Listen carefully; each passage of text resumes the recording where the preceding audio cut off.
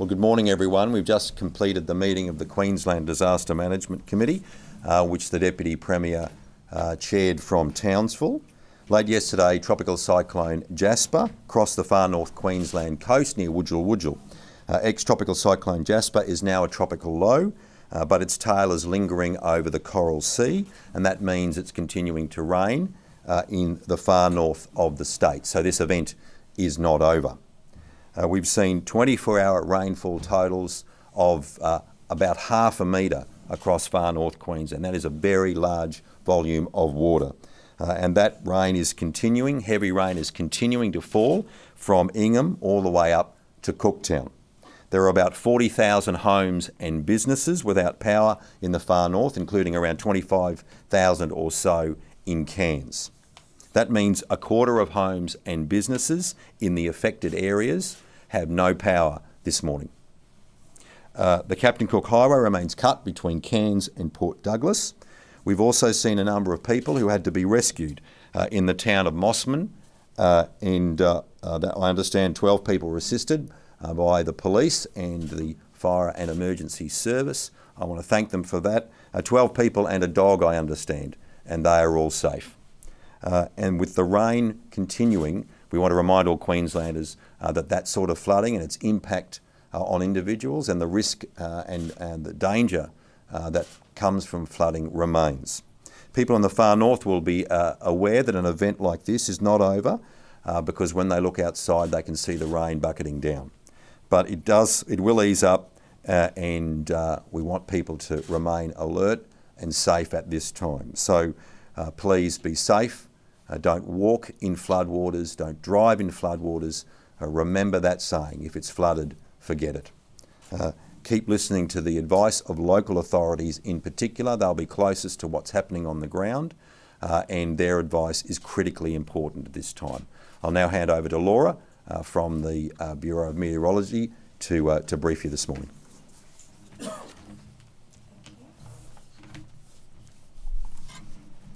Good morning. So Jasper has crossed the coast yesterday as a Category 2 system in the vicinity of Wujal at around 8 p.m. The system has now been downgraded to a tropical low and will continue to track towards the Gulf of Carpentaria over the coming days.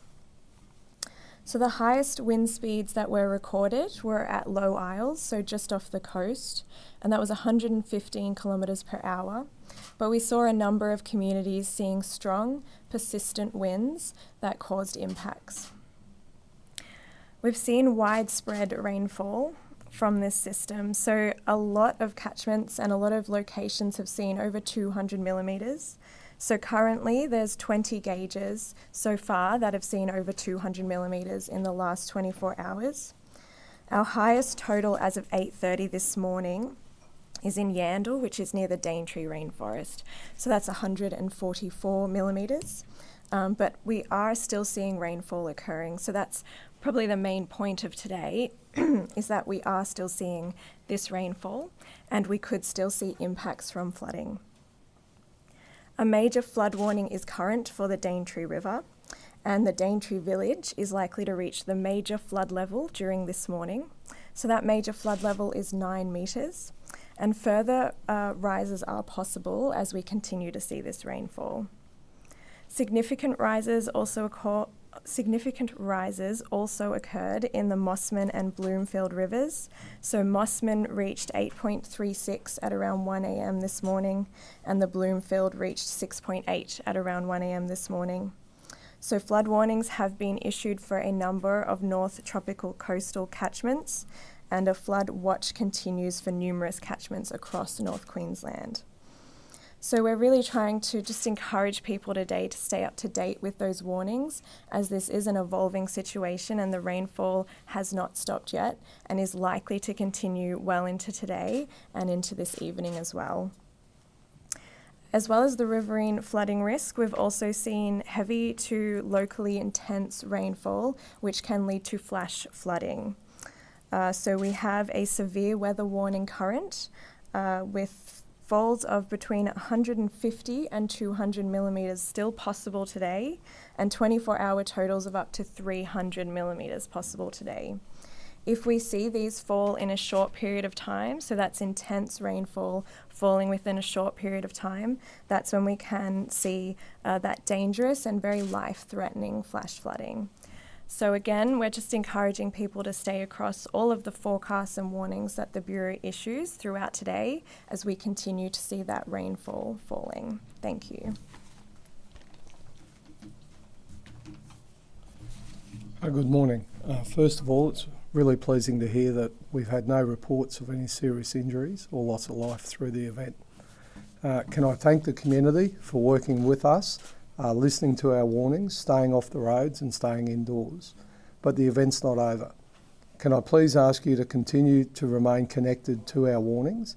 We are seeing heavy rain in those areas, and as we've been briefed by the Bureau, we can expect flash flooding and rapid river rises in the area, as we saw around Mossman early this morning.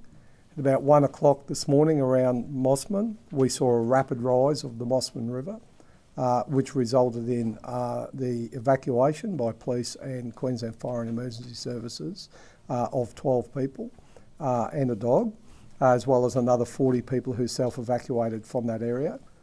We still have up to about 106 people in our evacuation centres, and we expect that to drop today as people return home.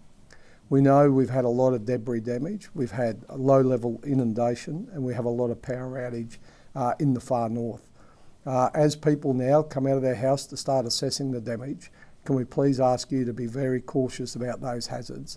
And if you don't need to be outside, if you could give us another 12 hours to allow the emergency services to do their job and make it safe for people.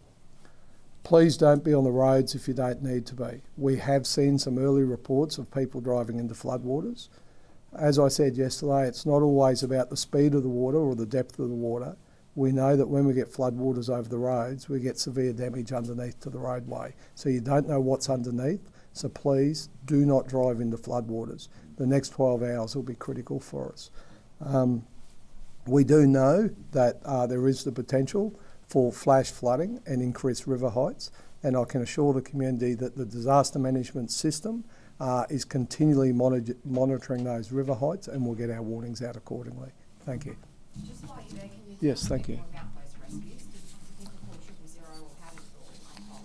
So the initial call came in to 000 saying that we had 12 people on roofs of houses. We've confirmed that that wasn't the case.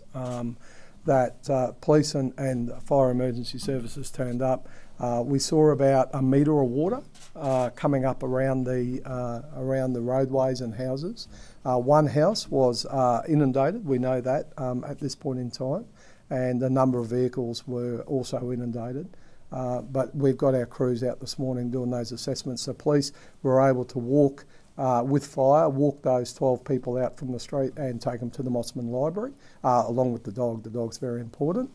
Our family pet, we all understand that.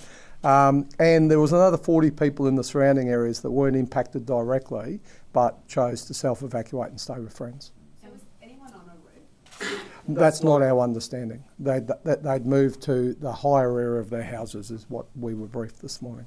Were there any children part of that? Oh, I'm sorry, I don't have that information. Thank you.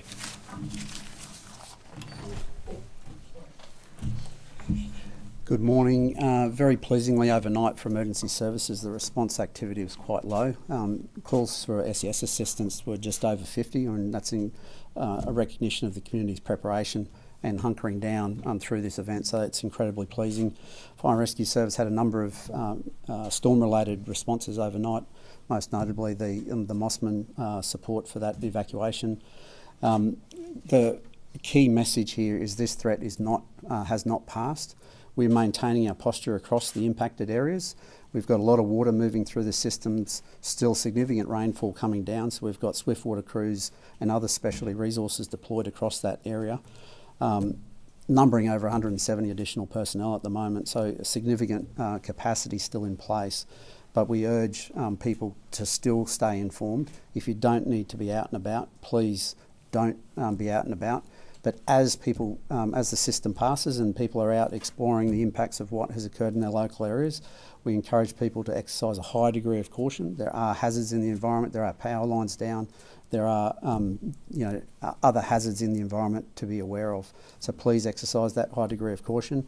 We've been very fortunate from good decision making over the last period of time that we don't have injuries and deaths at this point, and we want to maintain that. Thank you very much. Just on that SES calls for assistance, was it anything more than falling trees and leaking roofs and things like that? Largely it was about down trees, impact on property, like structural impact on property, and related to that. So not unexpected activity, and we certainly expect that activity level to increase today as people do get a greater understanding of the impacts. So our focus today will be on damage assessment, clean up and recovery support. Thank you.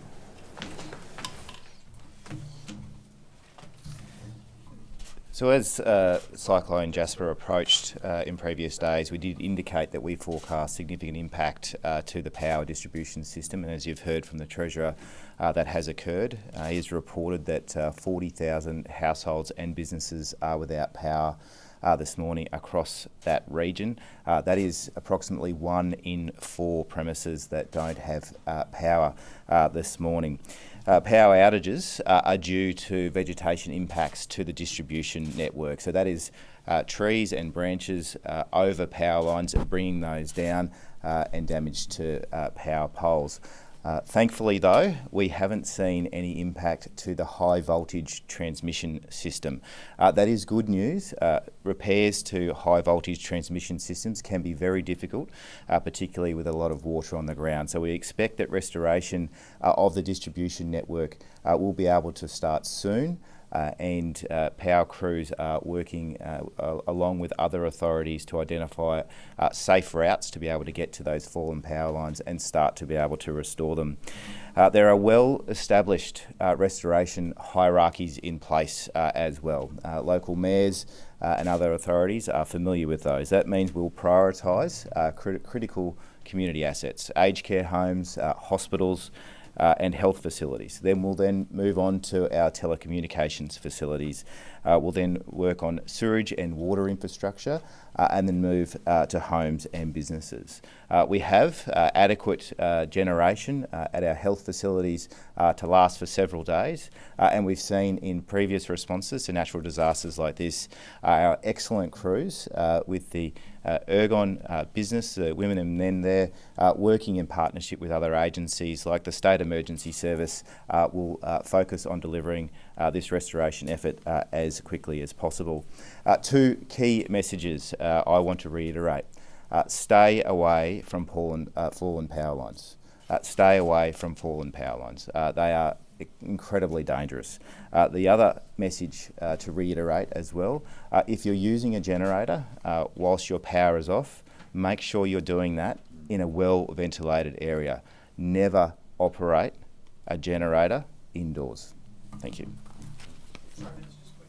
Yes. I know you talked about this fluid situation. Can you give an indication to residents whether it will be hours or days or like a 6-hour freaking method? So it's going to depend exactly where your home or business is in terms of how long before power can be restored, and of course the conditions in your local community. Conditions include just how much vegetation is across those power lines, how much rain continues to fall, and how accessible the road network is in your area. There are over 25,000 homes and businesses to be restored in the Cairns area. Out of our Mareeba depot, so looking at areas like Millstream, Malanda, Speewah, Pyramon, Milla, over 5,000 residences and businesses to be reconnected. In and around the Cooktown broader region, so including Cooktown, down to Port Douglas, Mossman, Wonga, Gelatin, Bloomfield, Mount Molloy, and other areas, nearly 7,000 homes and businesses to be restored, and in Innisfail, 1,800 out of that region. This will be a significant task for the Ergon teams, but we have commenced deploying 500 crew members to get this restoration effort. They'll be restoring that power as soon as it is safe to do so. Deputy Commissioner, is there any update you can give on Yes, good morning. Thank you. Police did attend Herbert Street address this morning at about 5:30 with the Queensland Ambulance Service. It will be, the male person there did threaten police, and it's unfortunate that at times, but police had to take lethal force to deal with that matter. I have been advised that that male person has passed away. Was he known to police? That's still under investigation. Our Ethical Standards Command has been engaged, and as has the coroner, and this will come clear over the next couple of days. But it's a terrible situation for the family and for the male person who's passed away, and it's a terrible situation for our police to be in. No police officer wants to be placed in that situation, but it is early days. I am advised that police were fully equipped at the time, but it's a decision that police have to make, and we don't make that decision lightly. Thank you. Okay, everything okay? Yeah, Treasurer, can you, Anything else on the weather event? No? Okay. Thank you. Thanks. can you, do you know what the plan is for tomorrow and, Well, we'll be having a caucus meeting tomorrow to endorse the leadership team, and then further matters are being considered today about what might otherwise occur at that caucus meeting. We know we have 2 vacancies now, and they will necessarily have to be filled at that caucus meeting, but there are discussions that are ongoing. Treasurer, do you expect Premier Anastasia Palaszczuk will attend the meeting? I anticipate she will as a member of the caucus. She's entitled to attend, of course, and she'd, of course, be more than welcome by all members of the caucus, given her outstanding and distinguished service to our state and to our party. is she required to attend? Well, all members of the parliamentary party are entitled to attend that meeting, but it depends on the individual, where they might be, what their circumstances are.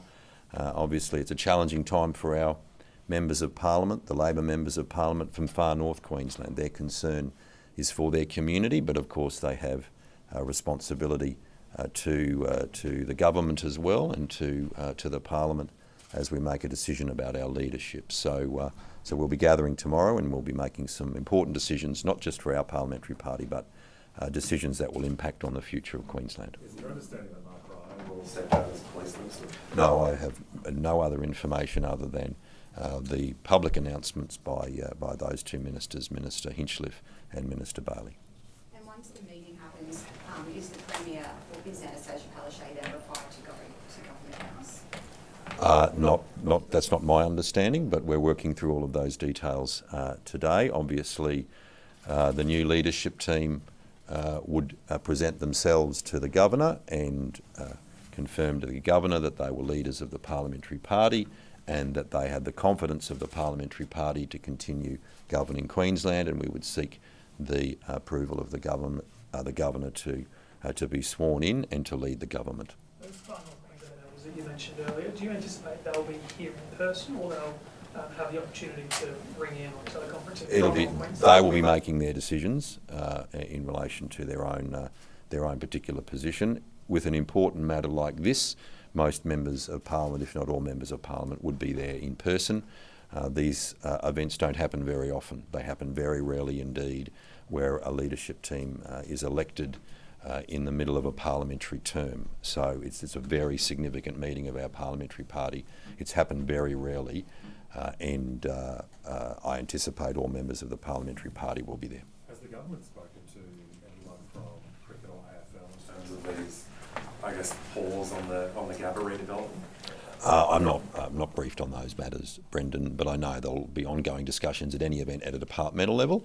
We've been talking to those sports for many years now since the announcement, and that will continue, and certainly at an officer level there's no doubt discussions continuing, but for the time being we're focused on recovery from Cyclone and also making a decision tomorrow so we can get on with the business of governing and delivering for Queenslanders. We know youth crime is obviously a major issue for Queenslanders right now. The Deputy Premier yesterday was talking about having that permanent pole hour in Townsville. What more can you say about that, and do you think that is a possibility? A possibility of pole air or? Of having a permanent chopper there to combat youth crime? Well, the Deputy Premier indicated yesterday. I was with him in Townsville. We went to Townsville to make a very clear statement to the people of Townsville that we understand the impact that youth crime's having on the lives and livelihoods of the people of Townsville, and that was entirely unacceptable. And so the Deputy Premier has indicated that his first submission to the Cabinet will be around supporting a permanent police presence in the skies of Townsville. And I support that completely, and I will ensure that that initiative is properly funded by the state, through the Treasury, through the police portfolio, to ensure that additional resource can be made available. We had a very good briefing yesterday by the police on the ground in Townsville. We went to their operations centre. We saw the integrated work that the police are doing across agencies, including youth justice. There's some very innovative policing work to address the causes of youth crime as well as youth crime directly. So that's a very important leadership step the Deputy Premier has made. I support that completely, and that resource will make a difference when it comes to policing in Townsville. Why do you think it took a change of leadership to get something like that? And such an important asset like that in Townsville, knowing that the amount of crime we're seeing coming out of there is just always skyrocketing. Well, of course, we take advice from the police, and as the Deputy Premier said yesterday, we will provide the resources that the police, law enforcement, youth justice and the judiciary need to get on with the work of keeping the community safe. The Deputy Commissioner, Deputy Commissioner Shalepi, spoke to that at length at the press conference yesterday and said the experience of aerial policing in Brisbane has really transformed what's happened in that space. That wasn't the case initially when this was proposed as an idea, but the integrated approach, the improvement of technology, the nature of aerial policing has advanced significantly. And that was the advice that we received, that it was appropriate for this asset to be deployed into Townsville, and that's why the Deputy Premier has responded so promptly to that request. Treasurer, so tomorrow, when does the Premier actually formally give her resignation, and how does that happen? Look, those details I think are with the Premier. I think she has written to provide formal notice of her retirement as Premier. That letter has been sent to the parliamentary party, as I understand it, and to the state party, the Queensland branch of the Australian Labor Party, and then the position will be declared vacant at the caucus meeting, and upon the election of the new leader and the new deputy, we will then proceed to Government House, and on being sworn in that leadership position, then obviously the new Premier is then takes office, and so does the new Deputy Premier. But there are a number of sequences to go through first, and at that point, of course, we have a new Premier of Queensland. What will Turf War do to Labor's chances of winning the next election? I'm not a commentator. I'm in the business of delivering for Queensland Hayden, and of course, as I said yesterday, we've had Labor unions as part of the Labor Party for 130 years. We have a strong and effective relationship with trade unions. We make no apology about being a party that came out of the trade union movement, fundamentally focused on supporting men and women, working men and women in this state. And that's our work as a government. We're proud to do that. We're proud to work with trade unions, and we're proud to deliver for working Queenslanders across the state. I would see I guess your approach to tackling climate change differ from Anastasia Palaszczuk's. Well, we've been working on this as a government for many years now. It's a priority, a great priority to our government and a great priority to the community. And that work will continue. We'll continue to remain engaged. We see this weather event, this early cyclone in December in a El Nino cycle. This is very unusual. This has happened very rarely in Queensland history. We know the discussions that are happening internationally around climate change at the moment. This is of great concern to the people of Queensland and to our government, and we're going to continue to stay strongly focused on that as we deliver our plans, including our Energy and Jobs Plan, which is all about decarbonising our energy system, taking those carbon emissions out of our economy and our energy system, and fighting climate change. Would you be keen to take any new approaches or any? We are considering all options, and we've constantly considered action on climate change. Our government is known for taking action on climate change, and we will continue to deliver action on climate change as a new leadership team and as a refreshed and renewed government. Thanks, everyone.